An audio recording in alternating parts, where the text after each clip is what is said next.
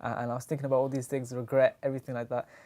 But you obviously have some regrets as well. Can you talk about your regrets, inshallah? Yeah, good. Switch it on. That was a good move there. Is it? Yeah. So one thing that happened for me, alhamdulillah, that while I was at university, I kind of cruised through university. I didn't really have to work that hard. My first came reasonably easy. And I just wasted a lot of time at uni. You know, I wasn't that religious practicing type, and I just wasted a lot of time, did a lot of rubbish. But uni was a kind of point where it changed my life completely, alhamdulillah, because for the first time I really experienced like really good Jummah khutbahs.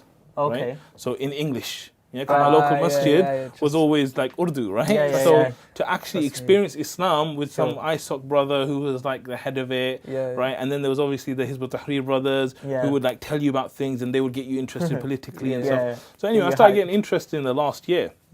And I remember one Ramadan. Ramadan's a great time for ISOCs actually, because like all the Muslims get involved in that. You guys being presidents, you know. So I was just a nobody everyday kind of Muslim who's going to the prayer room. And I remember seeing one of the ISOC heads, the guy, he had this massive crate of like chicken. I thought you were going to say a massive beard. No. He had this massive box, right? Yeah. And in that box, he had like 2-piece chicken and chips. You know how you get 2-piece chicken? And he was carrying it like that, and he was struggling, he was going. And I'm outside. We had little huts. It was at Middlesex Uni, and I was looking at Middlesex Uni. Middlesex Uni, business school. And I was standing outside. I'm looking at him, and I'm looking at all the guys waiting for food in the hut. Yeah. And I'm looking at him, and I'm thinking, whoa, like, who are you? And I was like, I'm those guys waiting for him to come and give this to me. So you want to be part of that? You wanted to be that person to give? No, but at that moment, I realized I felt like a loser. Yeah. Because I was like, I'm just like being a taker. I'm just cruising through life. I'm being a taker, and this is the hero. This guy's the hero, right? This ISOC guy who's basically, God knows what his struggles are. He's probably not even as good as me at uni and stuff, so he's probably doing his studies and he's doing this and he's doing that. But yet, he's here to give me food. And for me, that was just like a switch went on, like, whoa, like, you're a loser. And it's quite a difficult thing to take when you're doing very well academically. Because normally people see academics as the be all, right? You're doing really well, you might get a first, you're doing great. But my mindset was, whoa, you're actually a loser. Because what are you doing to add value to people's lives? Because my parents, my mum and dad, they've always been they've been givers their whole lives, right?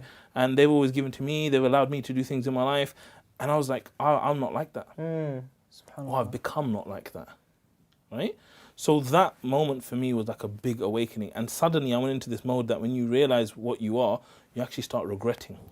So I had massive regrets about these last 2-3 years that I've just spent in uni, because I'm like, this is the time when you're free. Now I'm going to go to work. I'm going to get fully into work. These years I've just wasted, right?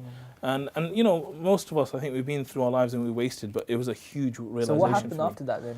But just before that, just to say that, I think that's a very interesting point for brothers that are involved in ISOCs to take away, even though that's a benefit for somebody who's not in ISOC to kind of see that experience. But for the brother that is carrying the boxes of chicken, somebody who's doing that right now, it's for him to realize that actually that one act of you know, coming down and trying to do that, volunteer your time, it can have this kind of effect. And you won't even know it. You probably didn't even go up to that brother or the group of brothers and say, look, this really helped me or anything. They had no idea. So that could be the same thing, just to keep in your mind that. And when you start thinking about like the things I've done in my life since that point, goes back to that kind of brother. It's crazy. He would have no idea about that. I mean, you guys probably... It's called servant leadership, isn't it? Yeah. You guys probably wouldn't be asking me to come here if it wasn't for that incident. You know? That's what I said about their trick again. Their trick again, right?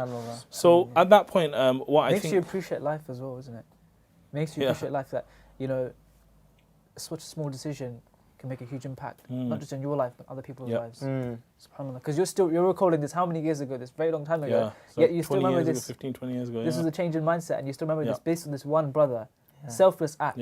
Very inconvenient. A lot of times, let it be known, in terms of ISOC, Charity Week, whatever, because Charity Week's happening right now. That's true. Like, a lot of people just like work hectic, and often maybe they don't have the right intention of Allah A'lam, but generally the effort they put in, and they don't really see that effort, or they don't feel as though it's made an impact. Let it be known, it does make an impact. It really does. And this is very important for the whole mindset around giving, because you know, like I said, because from that moment, what happened then in my mind is like, right, you know what, screw this.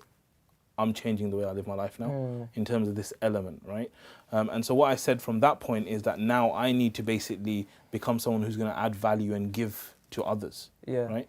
And so at that point, I kind of used that regret then to go off and do different things. So that very next year, I came back to uni, even though I wasn't at uni. You weren't a student anymore. No, I wasn't a student, nothing. And I decided to help with them, Ramadan food. Because I knew a caterer and this and that. So I started helping with food. And that was my real first experience into like volunteering and doing things for the sake of Allah and stuff. And it just changed my life forever.